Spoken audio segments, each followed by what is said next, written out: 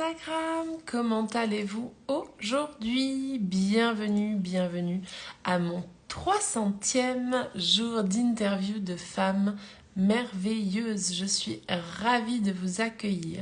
Hélène Fourcade, life coach experte en résilience pour vous accueillir. Et je suis en train d'envoyer l'invitation à Émilie, mon invitée du jour. Je vois que Instagram vous a prévenu que je suis en live. Merci de nous rejoindre, Julie.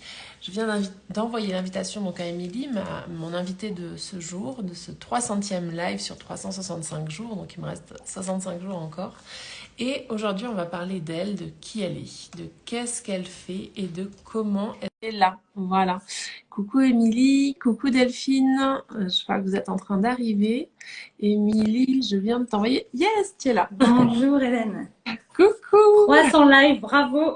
300, tu es ma 300e. J'ai oublié de te le dire par message, mais c'est quand même un joli chiffre. 300e. Voilà. Bravo à toi. Merci. Donc, je disais juste avant qu'on va parler de toi, puisqu'on ne se connaît pas encore vraiment. Et on va voir un petit peu qui es-tu, qu'est-ce que tu fais, comment est-ce que tu en es arrivé là. Donc, est-ce que tu serais OK dans un premier temps et de manière un peu concise de juste nous dire qui es-tu? Voilà. Ok. Déjà, merci pour cette question. C'est une question que j'adore. Je vais essayer d'y répondre le mieux possible parce que je sais que lorsqu'on pose cette question, 80% des gens répondent par ce qu'ils font. Oui. Alors, qui je suis? Eh bien, je dirais que je suis une femme aux multiples facettes, aux multiples identités. J'ai à la fois la tête dans les étoiles et les pieds bien sur terre. Et je dirais que je suis avant tout une maman. J'ai 40 ans, j'ai deux petits bouts de 4 ans et demi et 2 ans et demi. Et je commence par l'identité de maman parce que c'est vraiment ce qui m'a le plus façonnée. J'ai vraiment eu l'impression de devenir une femme, une adulte au moment où voilà, j'ai rencontré la maternité. Je suis également une femme, une épouse, une amie. Et puis, mon identité professionnelle. Et je dirais que je suis une révélatrice d'être et une cultivatrice de savoir-être. Très intéressant en tout cas. Du coup, on va aller justement sur cette identité professionnelle, sur qu'est-ce que tu fais aujourd'hui, qu'est-ce que tu veux nous partager sur ce que tu proposes dans ta vie Oui, professionnelle. bien sûr. Alors, ce que je fais, eh bien, en fait, aujourd'hui, moi, je suis coach en alignement identitaire et donc j'accompagne tout particulièrement les femmes qui sont en transition, que ce soit en transition professionnelle et personnelle. Et je les accompagne en fait à se reconnecter à leur identité profonde, à leur essence, pour pouvoir vraiment créer la vie qui leur ressemble. C'est pouvoir passer du mode je subis, je suis victime, à je suis vraiment actrice de ma vie. Euh, je, je dirais que ma mission, c'est vraiment de les guider à se transformer de l'intérieur, de pouvoir changer leur relation à elles-mêmes avant tout, pour une meilleure relation aux autres et au monde de manière générale, pour des relations plus harmonieuses. Et donc, dans ma manière de les accompagner, ben, j'aime bien la métaphore de l'iceberg, je l'utilise souvent. Souvent, ces femmes viennent me voir avec un symptôme.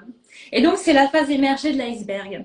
On est plutôt sur, finalement, elles ont envie de changer des comportements. Donc, c'est finalement, ce sont les fameuses soft skills dont on parle toujours dans le monde du travail.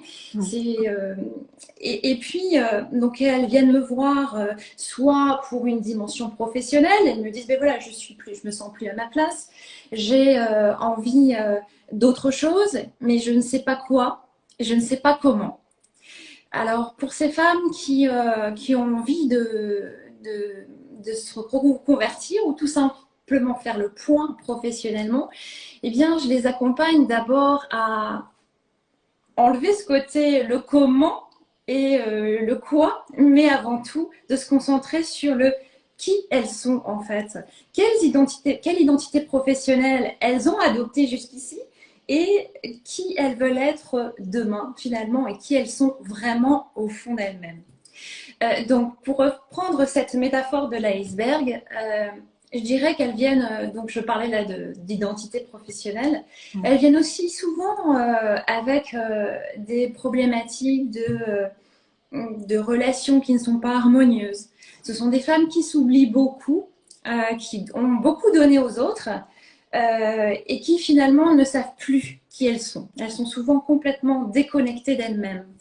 Elles me disent qu'elles ont du mal à s'affirmer, qu'elles manquent de confiance en elles. Et moi, ce que j'aime faire, alors à travers différents outils, j'aime beaucoup le sur-mesure. Donc, je m'appuie à la fois sur le coaching identitaire, sur l'énéagramme, notamment, c'est mes deux outils, on va dire, chouchou.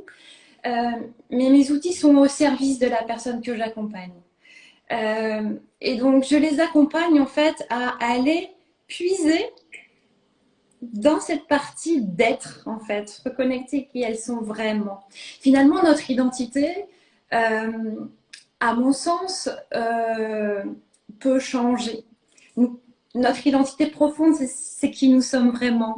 C'est notre être sans mécanisme de défense, lorsque nous sommes là pleinement dans l'instant présent. Alors que finalement, l'identité, ces femmes qui viennent me voir me disent mais je suis comme ça, j'ai toujours été comme ça, bah c'est pas grave. J'aimerais changer, j'aimerais avoir ça en plus, j'aimerais avoir plus confiance en moi. J'ai jamais eu confiance en moi. Ce que je les apprends, ce que je leur apprends en les guidant, c'est finalement à faire, c'est prendre conscience déjà de qui elles sont. C'est la première chose, apprendre à comprendre les histoires qu'elles se racontent, ce qu'elles ressentent, et finalement pour pouvoir enlever tous ces masques qu'elles ont portés si longtemps. Alors des masques, on en a besoin de protéger aussi notre ego, mais pas tout le temps. Et donc sur cette phase immergée, on a finalement tout ce qu'on ne veut pas voir souvent, tous nos programmes inconscients, mais qui nous pilotent. Et qui nous pilotent inconsciemment jusqu'à, je crois que c'est 90%. Et donc finalement, c'est de les aider en reprenant conscience, en redevenant pilote de leur vie. Quand on n'est plus conscient, on peut agir finalement sur ce qu'on veut changer et adopter de nouveaux comportements. Donc voilà pour résumer en quelques mots comment je les accompagne. Donc je peux à la fois accompagner, j'aime beaucoup le sur-mesure et je parlais d'être, je crois tout à l'heure, finalement j'aime être au service de ces femmes que j'accompagne. Et donc les femmes que je rencontre en sont à différents endroits sur leur chemin de vie. Donc certaines viennent me trouver et ont plus besoin finalement d'une réorientation professionnelle. Je les accompagne au travers du bilan de compétences, donc qui est plus connu en France. Et que l'on peut financer grâce au gouvernement. Et donc là, c'est comme un premier pas pour mieux se connaître. Par contre, ce que j'apporte au bilan de compétences classique, c'est ma volonté que la personne puisse se déprogrammer, se déconditionner de tout ce qu'on a pu lui inculquer, qu'elle a absorbé pendant son enfance, pendant qu'elle était jeune adulte, pour vraiment se créer une vie professionnelle qui lui ressemble. Et puis, j'accompagne aussi, je dirais que je fais du sur-mesure dans le sens où j'ai des programmes longs et j'ai des programmes aussi de flash coaching. Parce que parfois, on a besoin juste de clarté, on n'est pas forcément prêt à s'engager dans une démarche de coaching parce que c'est très responsabilisant. Et certaines personnes me disent, ben, j'aimerais, mais je ne me sens pas prête. Alors, dans ce cas, on commence déjà par quelques séances et puis elles reviennent me voir ensuite. Et puis, sur les programmes sur mesure, j'ai certaines femmes qui viennent me voir, qui sont déjà finalement, qui en connaissent un rayon en termes de développement personnel, mais qui viennent me voir en me disant, j'y ai plein de choses, hein, mais ça, j'arrive pas à changer. Et donc là, je les accompagne vraiment, on va dire, c'est souvent 3-4 mois en moyenne, parfois jusqu'à 5 à 6, sur une meilleure connaissance d'elles-mêmes. Et là, ça dépend. Ça m'arrive d'avoir des personnes qui sont tellement déconnectées d'elles-mêmes que j'y vais tout en douceur. Parce que dans la manière dont j'accompagne, on va dire que c'est à la fois très bienveillant et responsabilisant. Et donc, pour moi, on peut aller sur cette partie inconsciente, mais finalement, la personne, et donc on ira déverrouiller certaines choses. La personne sera moins réactive à tout ce qu'elle a pu engrammer, on va dire, mais si elle n'a pas réellement décidé euh, de pouvoir se reconnecter à toutes les parts, et c'est pas seulement les parts qui brillent, c'est aussi les choses qu'on n'a pas envie de voir. Euh, eh bien, j'y vais pas à pas. Et pour ça, voilà, le coaching identitaire, l'énéagramme, ou des outils aussi parfois un peu plus classiques, on va dire, m'accompagnent, voilà, en termes voilà, je suis un peu comme une Mary Poppins, on va dire. Je vais piocher selon ce dont la personne a besoin. Et puis j'ai des femmes qui ont tout essayé, entre guillemets, qui ont fait de la thérapie, et qui viennent me voir en me disant, ben voilà, là, j'ai vraiment envie d'avancer. J'ai l'impression que finalement rien n'a bougé. Et elle a à ce moment-là cette notion de responsabilisation, de finalement d'arrêter de comment dire, de coller son identité à ce que l'on ressent, aux histoires qu'on l'on se raconte. Elles ne sont pas leurs émotions, elles ne sont pas leurs histoires. Eh bien, ça leur permet vraiment là de prendre la responsabilité de, malgré tout ce qu'elles ont pu vivre, malgré tous les traumas, peu ou douloureux, parce que parfois j'ai aussi des femmes qui disent mais finalement j'ai eu une enfance plutôt, voilà, mes parents étaient plutôt aimants, mais ça ne veut rien dire. Certaines personnes vont vivre des choses très douloureuses, vont avoir une très forte résilience, et d'autres vont finalement, euh, et c'est une notion de perception, chacun voilà, voit les choses très différemment. Donc voilà pour résumer comment j'accompagne toutes ces femmes. Je suis à leur service pour leur permettre d'être finalement au meilleur d'elles-mêmes et de pouvoir dans la vie. Alors, j'aime bien cette notion d'être et savoir-être. J'ai fondé mon entreprise d'ailleurs, je l'ai appelée Être et savoir-être, parce que l'un ne va pas sans l'autre. L'un est au service de l'autre, comme l'être est au service du faire. Ça m'arrive parfois d'entendre, finalement, oui, être, à quoi ça sert? Est-ce que c'est de la fainéantise? Est-ce que c'est finalement ne rien faire? Finalement, c'est juste que l'être est au service du faire. Et comment changer si l'on ne se connaît pas réellement? Voilà. Écoute, merci en tout cas pour cette magnifique explication de tout ce que tu proposes, de tous tes services à toutes ces femmes qui sont en recherche d'une identité, hein, de leur identité profonde. Quel a été justement le déclic, le déclencheur chez toi qui a fait que tu es venue à travailler dans le coaching identitaire justement? Ouais. Et je dirais qu'il y a eu plusieurs déclics. Je vais faire une réponse de Normande un peu parce que oui, il y en a eu plusieurs. Ça a été vraiment un chemin. Alors, j'ai travaillé 15 ans dans les ressources humaines, dans le développement humain. Donc, l'accompagnement a toujours été mon fil rouge. Finalement, ça peut être, on peut dire, un cheminement assez logique. Euh, mais il y a 5 ans, le premier déclic, ça a été que en fait, je perds ma maman d'un cancer et au même moment, je tombe enceinte de mon premier enfant.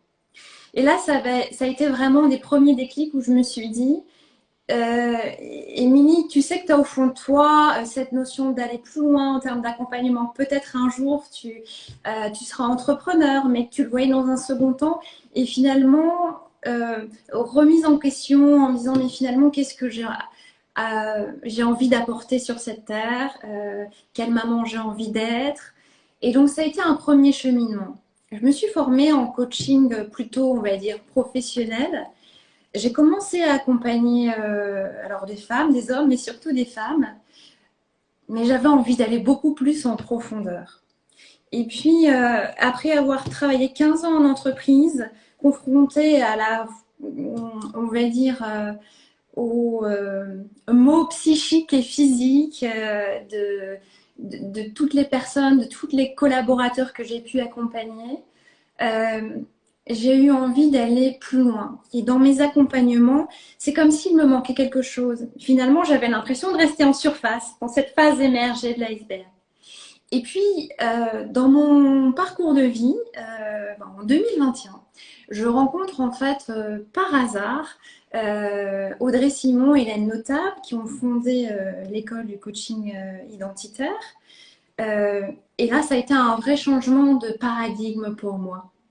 De comprendre que finalement, alors j'étais déjà en chemin vers ça, mais je pense que comme beaucoup, j'avais cette en tête de vouloir être une meilleure personne. Et donc dans cette notion de j'ai besoin d'aller chercher à l'extérieur ce qui me manque. Et donc le coaching identitaire m'a permis de me réconcilier avec le fait que tout se joue à l'intérieur. Voilà, j'imagine que c'est des choses bien sûr qui te parlent pour transformer les choses à l'extérieur. Les choses ne sont pas dans l'autre sens.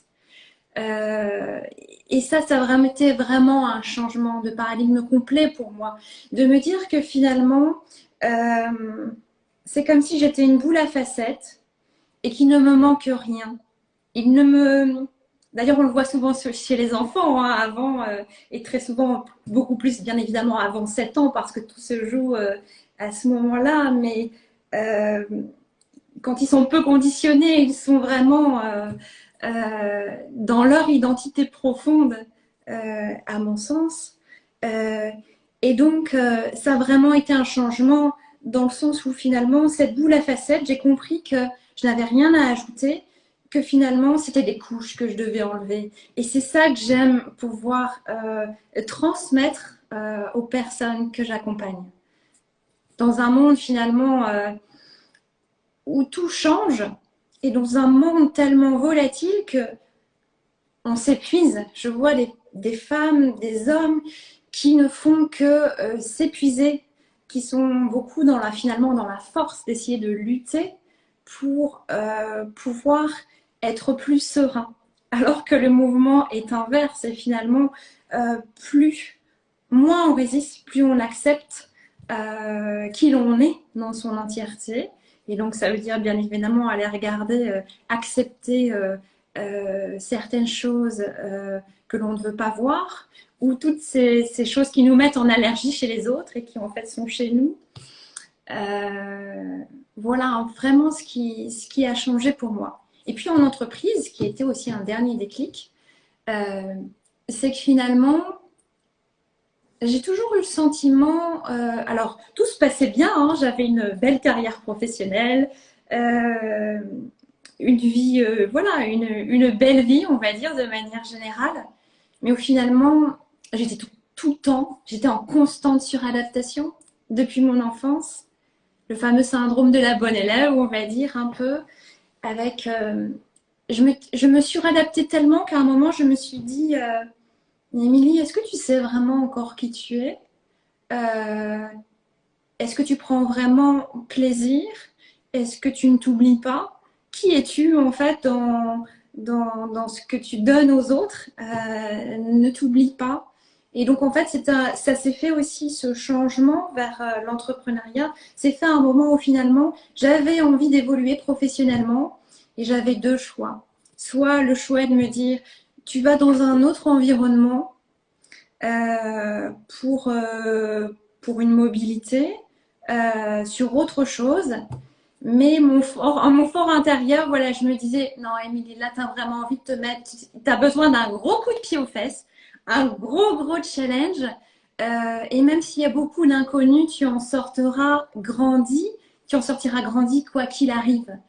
Parce que je savais que finalement, peu importe l'environnement, euh, je continuerai à me suradapter. Et c'est ça que j'aime transmettre aux autres, c'est que j'ai des clientes qui viennent me voir en me disant ah oui mais en fait j'ai fait un burn-out et quand je trouverai un environnement plus bienveillant ça ira mieux ou un événement ou qui sera connecté à mes valeurs. Alors bien évidemment c'est des choses qu'on va aller travailler dans mes accompagnements, euh, Mais ça suffit pas si on ne travaille pas à être aligné à l'intérieur, les choses vont se reproduire à l'extérieur. Voilà. Merci en tout cas pour ce beau témoignage de ton parcours et qui fait sens avec ton métier d'aujourd'hui, hein, dans tout ce que tu nous as partagé juste avant. On arrive hein, gentiment à la fin de ce... Oui. Ça passe toujours très très vite, c'est incroyable. Avant de se quitter, donc plusieurs petites choses, tu pourras venir marquer en commentaire sous la vidéo tes coordonnées pour que les personnes qui ont envie de te suivre, de connecter avec toi ou peut-être de te poser des questions puissent le faire. Et avant de se quitter, j'aime bien aussi vous poser la question, quelles ont été 3 inspirations que tu as eues sur tout ce cheminement en dehors de la famille et des amis, parce que je te demandais de les taguer également pour les faire connaître à d'autres et peut-être qu'ils inspirent d'autres que toi. Voilà. D'accord, très bien. Alors, 3 personnes. Je parlais de la partie identitaire et de son changement de paradigme. Donc, je vais bien sûr citer la famille, on va dire, du coaching identitaire, neuro-identitaire même aujourd'hui. Donc, notamment Audrey Simon. Également Marjolaine Gailly, parce que j'aime beaucoup son approche. C'est cette notion de lier vraiment la partie yang et yin, cette notion de business, de stratégie, avec cette partie plus intuitive, incarnée. Et il y a un très bel équilibre chez elle. Donc voilà, je vais citer aussi Marjolaine. Et puis la 3e personne, je dirais Sylvie Arufas. Alors, Sylvie, d'ailleurs, que j'ai rencontrée à peu près au même moment sur mon chemin. Elle a fondé une école, en fait, d'énéagramme. Et je la cite parce que l'énéagramme est parfois utilisé de manière galvaudée, à mon sens, alors que c'est un outil vraiment sacré, un vrai outil de transformation, un outil de guérison.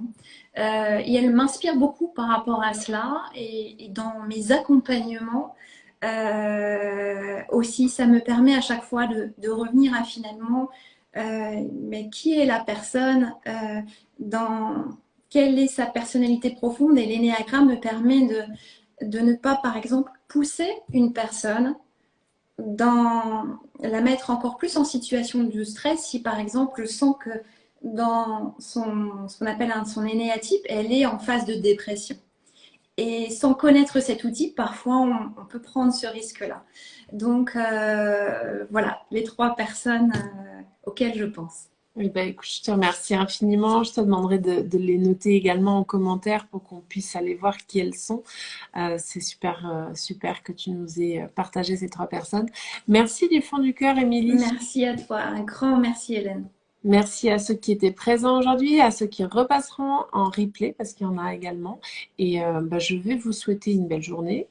Je vous retrouve demain pour mon prochain live et je vous embrasse très très fort. Je t'embrasse. Un immense merci. Belle fin de semaine. Merci toi aussi. Ciao.